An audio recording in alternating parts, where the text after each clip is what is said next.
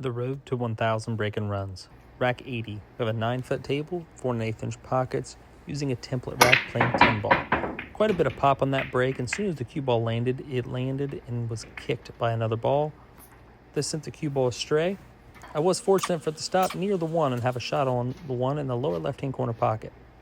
I was fairly straight in here, so you see me elevated trying to create an angle so I could go 2 rails up table for the 2. I did just that. I hit that about just above like high right of center ball, so like 2 o'clock on the cue ball, but just above right of center on the cue ball, forcing the 2 rail angle with elevation. Shooting the 2 ball in here in the upper left-hand corner pocket. The 3 is in the upper part of the table as well. Nice and easy shot on the 2, rolling it very slowly, leaving the cue ball near the 3 so I can play position on the 3 to the 4. I was very unfortunate to have the cue ball roll up on the 10 here. This makes pocketing the ball and playing position much, much harder.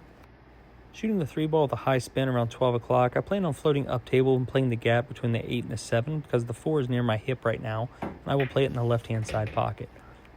Hitting that very well, rolling the cue ball up here.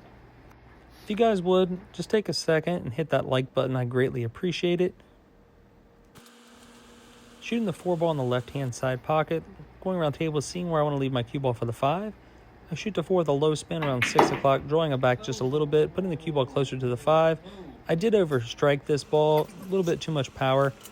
I have that angle on the 5 that I did not want. It will work, obviously, but it was much more practical to stop shorter.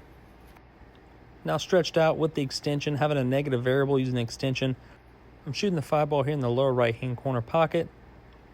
Shooting the cue ball at a high right spin around 1 to 2 o'clock, sending the cue ball 1-2 rails back out. I would have liked to hit this a little bit harder. Again, I had the negative variable with the extension. This does play a factor. This was definitely an error, and I need to practice with the extension, but it's hard to find time to do everything. Shooting the 7 ball in the side pocket here. Nice and easy. I roll it in at 12 o'clock spin on the cue ball. I did hit this a little bit soft. I want to go a little further so I could play position on the 8 and pocket it in the side pocket much more effortlessly. It still does go in the side, but now I have to do a little bit of work with the cue ball. I'm going to cue the cue ball low right spin, maybe around 6:30, 7 o'clock on the cue ball, pocketing the 8 in the left-hand side pocket, drawing the cue ball up toward the upper in rail, then back out past the 10 to clear it. The rack is super simple from here, pocketing the 9 in the left-hand side pocket, pocketing the 9 with a low spin just below center on the cue ball, leaving the cue ball nice and close to the 10 ball to have an easy shot on pocketing the 10 in the upper right-hand corner pocket.